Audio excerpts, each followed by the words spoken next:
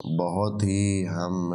شرمساری سے یہ بات کہتے ہیں کہ طلاق ایک ایسی چیز بنا دی ہے جس کو کافر اب ٹھیک کرنے کے درپے ہیں۔ بڑی ہی حیرت ناک بات ہے کہ یہ جو طلاق کا اہل سنت کے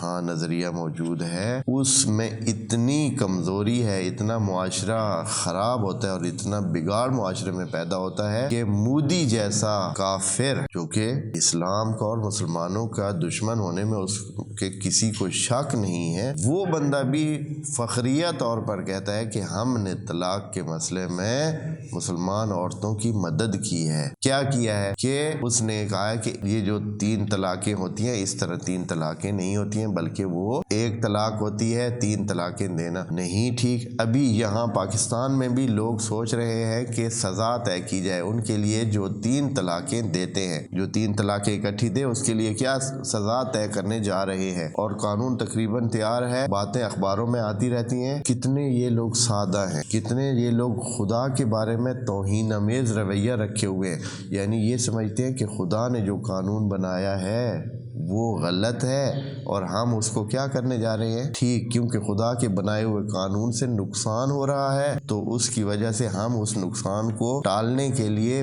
بچانے کے لیے اور مسلمان عورتوں کی زندگی کو محفوظ کرنے کے لیے ہم اس میں کیا کرتے ہیں، سزائیں رکھتے ہیں جو اس طرح کرے جس طرح۔ تو اے بندگان خدا، ذرا ذہان سے دیکھ لیں، خدا نے ایسا قانون بنایا ہی نہیں ہے۔ فقہ جعفری کی طرف آئیں، دیکھیں فقہ جعفری میں کتنا مناسب احکام ہے۔ ضرورت ہی نہیں ہے کسی قسم کی کسی کافر کو یہ کہنے کی کہ ہم مسلمانوں کے طلاق والے حکم کو ٹھیک کریں گے اور ٹھیک کر رہے ہیں۔ اور مودی نے کہا، انہوں نے قانون پاس کر دیا ہے، ہندوستان میں قانون پاس ہو گیا ہے، اور وہ فخریہ طور پر جو اپنے کارنامے گنتا ہے اس میں مودی کتنی بار یہ گن چکا ہے کہ ہم نے مسلمانوں عورتوں کے سروں سے طلاق کی تلوار کو ہٹایا۔